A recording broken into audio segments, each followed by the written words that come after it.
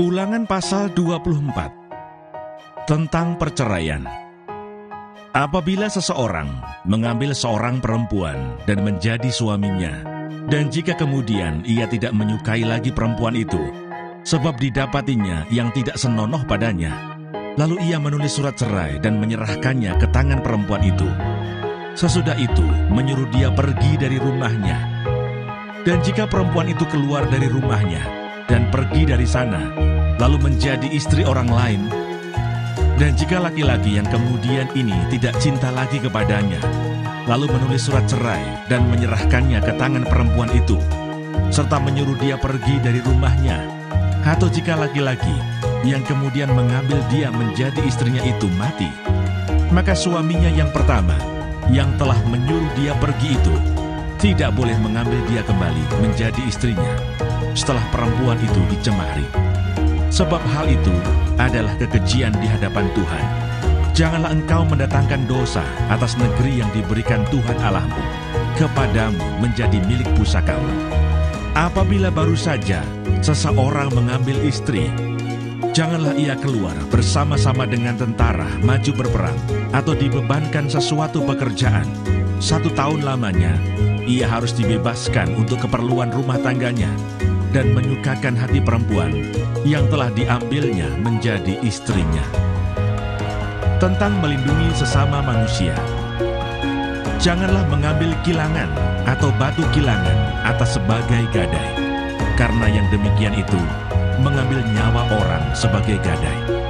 Apabila seseorang kedapatan sedang menculik orang, salah seorang saudaranya dari antara orang Israel, lalu memperlakukan dia sebagai budak dan menjual dia, maka haruslah penculik itu mati. Demikianlah harus kau hapuskan yang jahat itu dari tengah-tengahmu. Hati-hatilah dalam hal penyakit kusta, dan lakukanlah dengan tepat segala yang diajarkan imam-imam orang Lewi kepadamu. Apa yang kuperintahkan kepada mereka, haruslah kamu lakukan dengan setia. Ingatlah apa yang dilakukan Tuhan Allahmu kepada Miriam pada waktu perjalananmu keluar dari Mesir. Apabila engkau meminjamkan sesuatu kepada sesamamu, janganlah engkau masuk ke rumahnya untuk mengambil gadai daripadanya. Haruslah engkau tinggal berdiri di luar, dan orang yang kau beri pinjaman itu haruslah membawa gadai itu keluar kepadamu. Jika ia seorang miskin, janganlah engkau tidur dengan barang gadaiannya.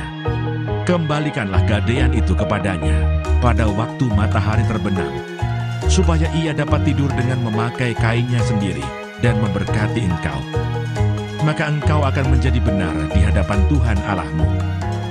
Janganlah engkau memeras pekerja harian yang miskin dan menderita, baik ia saudaramu maupun seorang asing yang ada di negerimu di dalam tempatmu. Pada hari itu juga haruslah engkau membayar upahnya sebelum matahari terbenam. Ia mengharapkannya karena ia orang miskin, supaya ia jangan berseru kepada Tuhan mengenai engkau, dan hal itu menjadi dosa bagimu. Janganlah ayah dihukum mati karena anaknya.